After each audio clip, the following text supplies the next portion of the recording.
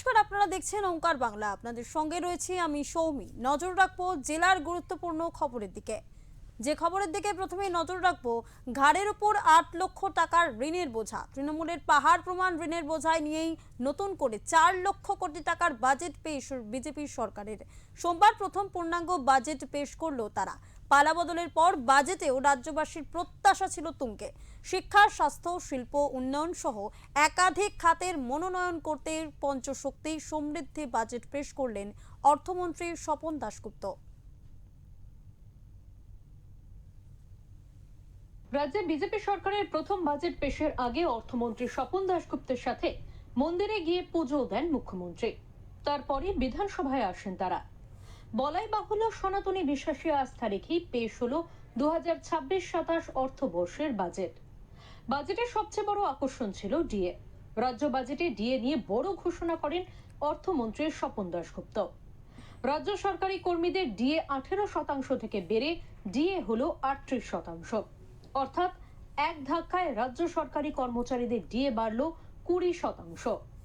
বলাই বাহুল্য তৃণমূল সরকারের আমলে বারবার ডিএ নিয়ে বঞ্চনার শিকার হয়েছেন সরকারি কর্মচারীরা।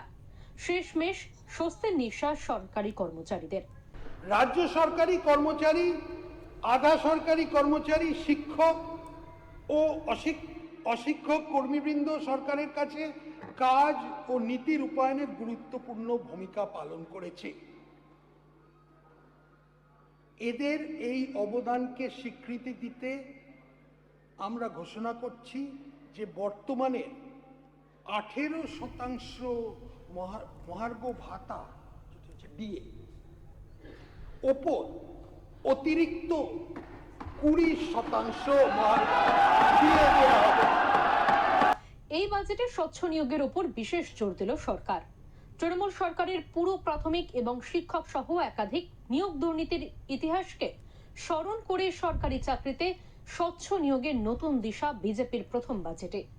অর্থমন্ত্রী স্বপন দাশগুপ্ত ঘোষণা করেন আগামী 2 বছর সরকারি চাকরির ক্ষেত্রে বয়স সীমার 5 বছর ছাড় দেওয়া হবে।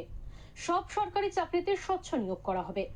রাজ্যে 50,000 শিক্ষক নিয়োগ হবে। সরকারি চাকরির ক্ষেত্রে 33% মহিলা সংরক্ষণের বড় ঘোষণা রাজ্যের। রাজ্য সরকারি অফিসগুলোতে 1 লক্ষ শূন্য পদ পূরণ করা যাবে, যার 33% মহিলাদের জন্য সংরক্ষিত থাকবে।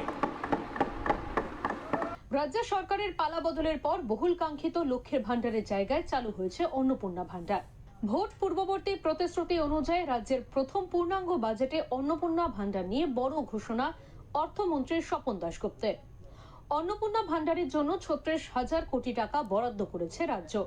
সাথে সাথে অর্থমন্ত্রী জানান, সরকারের লক্ষ্য যে কোনো জনকল্যাণমূলক প্রকল্প সবার আগে সমাজের পিছিয়ে পড়া অসহায় শ্রেণীর কাছে পৌঁছে দেওয়া। ফলে কারা কারা পাবেন অন্নপূর্ণা ভাণ্ডার, সব শ্রেণীর মহিলাদের জন্য এই প্রকল্প কার্যকর হবে কিনা তা নিয়ে থেকেই যাচ্ছে প্রশ্ন। মাননীয় স্পিকার মহাশয়, বিকাশের পথে সম অংশীদার হিসেবে নারীর ক্ষমতায়নের উপর বিশেষ জোর দেওয়া হয়েছে এই বাজেটে। নারীর ক্ষমতায়ন ও আর্থিক ক্ষেত্রে তাদের অধিক অংশগ্রহণ নিশ্চিত করতে অন্নপূর্ণা যোজনা চালু হয়েছে।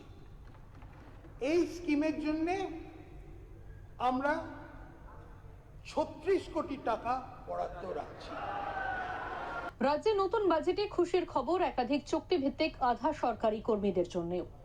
নতুন বাজেটে বেতন বাড়ানো হয়েছে আশা কর্মী, civic volunteer, green police, home guard এবং প্রাণী বন্ধুদের। আশা কর্মীদের বেতন বাড়ল 5,000।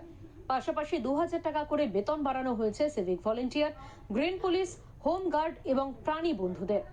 বাড়ল 500 টাকা বার্ধক্য ভাতাও। 100 দিনের কাজের মেয়াদ বাড়িয়ে 125 দিনের কাজের সূচনা করা হয়েছে। বাজেটে এমনই সব ঘোষণা করেছেন অর্থমন্ত্রী স্বপন দাশগুপ্ত। স্টেট ট্রান্সপোর্ট কর্পোরেশনে নিযুক্ত কন্ডাক্টর পারিশ্রমিক বাড়িয়ে মাসে 16,000 টাকা করার প্রস্তাব করা হচ্ছে। সিভিক ভলেন্টিয়ার, ভিলেজ পুলিশ ও গ্রিন পুলিশ কর্মীদের অগস্ট 2026 থেকে তাদের মাসিক পারিশ্রমিক 2,000 টাকা বাড়িয়ে দেওয়ার প্রস্তাব করা হচ্ছে। এছাড়া হোমগার্ড ও এনভিএফ কর্মীদের মাসিক পারিশ্রমিক 2000 টাকা বৃদ্ধি করা হচ্ছে। এছাড়াও রাজ্য বাজেটে একাধিক বড় ঘোষণা করেছেন অর্থমন্ত্রী। আপনার সরকার আপনার পাশে নামে একটি নতুন প্রকল্পের সূচনা করল সরকার। কাঁথি পুলিশ জেলা সহ 5টি নতুন জেলার নাম ঘোষণা করা হয়েছে। হেমতাবাদ, ফলতা, করণদিঘি সহ আরো কয়েকটি জেলায় নতুন দমকল বিভাগের ঘোষণা। অভিষেক পুষ্পার গড় ফলতাকে রাজ্যের মডেল করার চিন্তা ভাবনা বিজেপি সরকারের। এমএলএ ফান্ড 70 লক্ষ থেকে বাড়িয়ে 1 কোটি করেছে রাজ্য। বেকারদের জন্য নতুন ভরসা কর্মসূচি, 210টি মা আহার কেন্দ্র, চলতি বছরে 25 লক্ষ নতুন আবাস যোজনার বাড়ি, বিনামূল্যে প্রতিযোগিতামূলক পরীক্ষার ফর্ম ফিল-আপের সুবিধা মতো গুরুত্বপূর্ণ বিষয় ঘোষণা বিধানসভায়। প্রতিশ্রুতি মতো উত্তরবঙ্গের জন্য আলাদা প্যাকেজ রাজ্য সরকারের। সাথে সাথে চা বাগান এবং চা শ্রমিক, পরিযায়ী শ্রমিক, আদিবাসী সমাজের মানুষদের দাবি মতো তাদের জীবনযাত্রা এবং আর্থিক মান উন্নয়নে জোর দিয়েছে বিজেপির ডাবল ইঞ্জিন সরকার। এক কথায় রাজ্যের সকল স্তরের মানুষের কথা মাথায় রেখেই বাজেট ঘোষণা করেছে রাজ্য সরকার।